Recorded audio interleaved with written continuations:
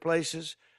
He is meeting with people that he never really thought he'd ever meet just a few months ago, and he's figuring it out. It takes him about an hour to figure it out. After that, he's brutal. He does a great job. He's working tirelessly to end the bloody and destructive conflicts, and one in particular with Russia and Ukraine, and where you're losing 5,000 young people a week on average, Ukrainian soldiers, Russian soldiers, and people in towns and villages that are being killed. We want to bring it to an end, and we're working. Steve is in the Middle East, where I think we're having some very good success, and you'll be hearing about it as we go. We had tremendous success over the last month, and we're taking the word of the Houthis, but they didn't want any more, and I understand that. And they have decided that they don't want to do this anymore. So I'm proud to have him as a friend. Steve's a very fantastic guy. I picked him out of a lot of people. I had a lot of choices, but I said we need somebody with two things: a great personality and somebody that could negotiate. And he's got both of them in spades. He's also really smart. So I want to thank everybody for being here, and I want to, very, very importantly, I want to say to Marco Rubio that you're swearing in a very important person.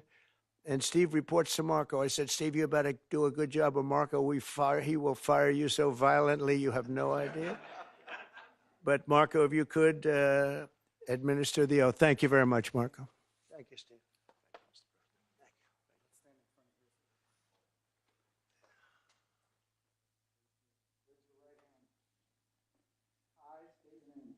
I, Steve Witkoff, Do solemnly swear do solemnly swear that I will support and defend that I will support, defend the Constitution of the United States the Constitution of the United States against all enemies, against all enemies, foreign and domestic, foreign and domestic, that I will bear true faith and allegiance that I will bear true faith and allegiance to the same, to the same, that I take this obligation freely that I take this obligation freely without any mental reservation without any mental reservation or purpose of evasion, or purpose of evasion, and that I will well and that I will well and faithfully and faithfully discharge the duties of the office discharge the duties of the office on which I am about to enter. on which I am about to enter. So help me God. So help me God. Congratulations.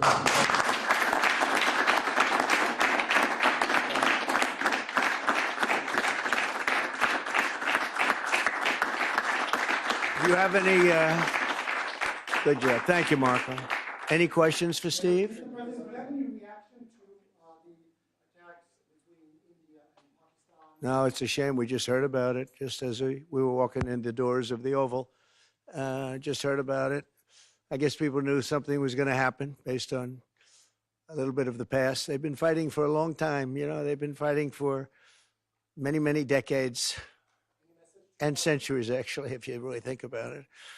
No, I just hope it ends very quickly. Mr. President, are you considering adding a stop in Israel during next week's trip to the Middle East? And also, what's your reaction to Israel's plan to reoccupy Gaza if there is no ceasefire? Well, the plan we haven't talked about, but we're not planning on stopping in Israel. But we will be doing it at some point, but not for this trip. Mr. President, there's a report that the UK is offering various trade concessions. What's your response to that? And also, Who? What? The United Kingdom. Yeah. And can you also say if you were discussing tariffs with Mr. Arnault? And what about the United Kingdom? They're offering various trade concessions, apparently, cars, steel, digital services. They're offering us concessions? Yes. I hope so. President, you're saying that They do want to make a deal very badly. Did you say your guests here, are you discussing tariffs or business? No, I think that United Kingdom, like every other country, they want to be go shopping in the United States of America. China wants to, very much wants to make a deal. They all do. But yeah, I would say that every country wants to make a deal, and not the ones they had in the past where we were like, look, we were being ripped off by every country practically without exception in the entire world. And those days are over. Those days are over. And, I said before in our meeting with the new and very talented Prime Minister of Canada that we have some very big announcement to make. It's not about trade. It's about something else, but it's going to be a truly earth-shattering and positive development for this country and for the people of this country. And that'll take place sometime within the next few days. Mr. Any plans for Mr. Wickoff to travel once again to Russia? And as you mentioned in your remarks, he's traveled to Russia on a number of occasions. He's met with President Putin. What type of progress is being made as it relates to all of those visits that he's made to Russia? I think a lot, because I think Russia wanted to take all of Ukraine and they've stopped. That's a lot of progress, you know. It's small, it's a portion of Ukraine. But no, I think a lot. I think if we weren't here, they would be right now fighting to take the whole country, and they're not doing that. So I think that's a lot of progress. Mr. President, please. Does it frustrate you that Russia continues to attack civilian areas inside Ukraine without any reservation? It leads to scores of casualties almost on a daily basis. I don't like anything about that war. It's a war. I don't like anything about it. And I'm not happy with that. No, not at all. Not even a little bit. Yeah. Mr. President, you said the Houthis are backing down. We're seeing conflicting reports that they plan on continuing to attack Israel in support of Gaza. Does that change the equation? No, I don't know about that, frankly. But I know one thing: they want nothing to do with us, and they've let that be known through all of their surrogates, and very strongly. You said that all hell would break loose if the rest of the hostages weren't released. Is there a hostage deal that's imminent? And are you talking to Netanyahu right now about their plan to level the rest of Gaza? We're talking to him about a lot of things right now. This is really crunch time. I would tell you, for Iran and for their country, this is a very important time for Iran. This is the most important time in the history of Iran for Iran. And I hope they do what's right. I'd love to see a peace deal, a strong peace deal. They cannot have a nuclear weapon, but I would say that this is the single most important period in the history of Iran, which is a long history. And we want it to be a great country. Let it be a tremendously successful, rich country. They have everything you need. The people are incredible. They have vast amounts of oil and assets. We want it to be a successful country. We don't want to do anything that's going to get in the way of that, but they can't have a nuclear weapon. And if they choose to go a different route, it's going to be a very sad thing. And it's something we don't want to have to do, but we have no choice. They're not going to have a nuclear weapon. They're not going to have a nuclear weapon. Do you understand that? Okay. In regards to the Houthis, have you told the military to stop attacks against the We Houthis just, as of now, or? yeah, we just informed them a little while ago, Okay. and all action is stopping. Some people probably haven't heard yet. You know, there are various people in various rather strategic locations, but by this moment, they should just about all know, Marco, I think, that the attacks are going to stop both ways, and that's pretty much it. But we've just informed everybody just a little while ago. To attack Israel, which you said he didn't know about, but if they continue to attack Israel, just not attack. Well, the I'll rest of discuss the- that if something happens, okay? If something happens with Israel and the Houthis. Yeah. Announce later this week. Well, I can announce all of them now. I could announce 50 to 100 deals right now because, you know, I'm the shopkeeper and I keep the store. And, you know, I know what countries are looking for and I know what we're looking for. And I can just set those terms and they can go shopping or they don't have to go shopping because everybody wants to shop here. This is like a beautiful store. This is like one of Bernard Arnault, or maybe I should say Alex, even more importantly, Young, the future. But Bernard's an honor to have you. We'll have a meeting after this. But he has the greatest stores in the world, and they want to shop.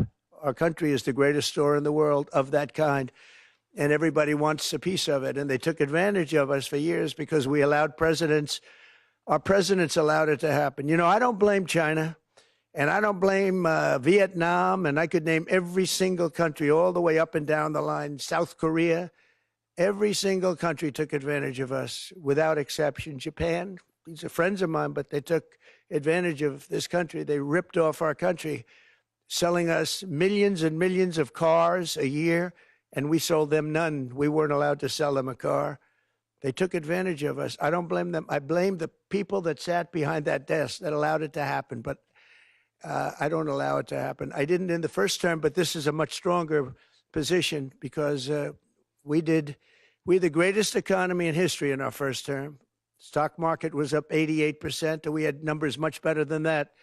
But this is going to be, I think, a much better term, and I think the tariffs are coming in, starting to come in. We were losing $5 billion plus a day on trade. Now we're not losing that kind of money, and we'll soon be making a lot of money a day and a year and a month. For you and perhaps the Attorney General, the Justice Department recently received a criminal referral against New York Attorney General Tish James for fraud. We haven't heard much about it. Could you or the Attorney General give us an update as to what's going on with that investigation?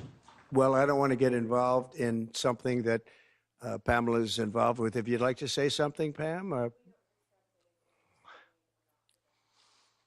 I can say unrelated to that, she's a disaster for New York. She's a horrible, horrible human being. And I think she's a total crook. There's no question about it. But that's just my opinion. Pam's going to have to do what she wants. She's a very bad person. She's a very, very bad person who campaigned solely on, I'm going to get Donald Trump over and over again. She's a sick person. But that's has nothing to do with what Pam does. Pam is going to do what's right. She always does. I've known her a long time. Yeah, go ahead, behind you. Thank you. On Gaza, you said there's been progress in the Middle East. But at the moment, as a colleague said, Israel, Netanyahu is saying he now wants to conquer Gaza. Is there any prospect of any movement on that? Are you happy with what Netanyahu is doing? Well, we've gone very slowly because we want to try and get as many hostages saved as possible, and we've done a good job in that regard. 2 weeks ago, I had 10 hostages come in, and they thanked me profusely, and I said, you have nothing to thank me about. What they went through is incredible. They lived in a pipe. You know, they keep hearing about caves. It was a pipe 3.5 feet high. And they didn't know if they were going to breathe. They didn't know if they were going to live to the next day. They lived like hell. I couldn't believe the stories I was hearing. And they weren't grandstanding. These were people that were seriously mistreated. One was in for 512 days. One was in for 361, I guess, days. And one was in for a shorter period of time. The stories were unbelievable. I said, how many people are left? How many are left? They said, 59. I said, oh, wow, that's more than I thought. They said, well, only 24 are living, but now it's 21. That was a week ago. Now it's 21 are living. And these are young people. These are young people don't die. Old people die. Young people don't die under these conditions. So of the 59 people, and they said 59, and I said, really? But they said only 24 are living. And I now correct, I say 21, because as of today, it's 21. 3 have died. So this is a terrible situation. We're trying to get the hostages out. We've gotten a lot of them out. As the expression goes, there's 21 plus a lot of dead bodies. You know, parents came up to me on numerous occasions, but a couple in particular, they came up to me 2 weeks ago and they said, please, sir, my son is dead. Please get us back his body. They wanted his body. He's dead. They know he's dead. They wanted his body as much as you would want the boy if he was alive. It's a very sad thing. Thank you very much, everybody. Thank you.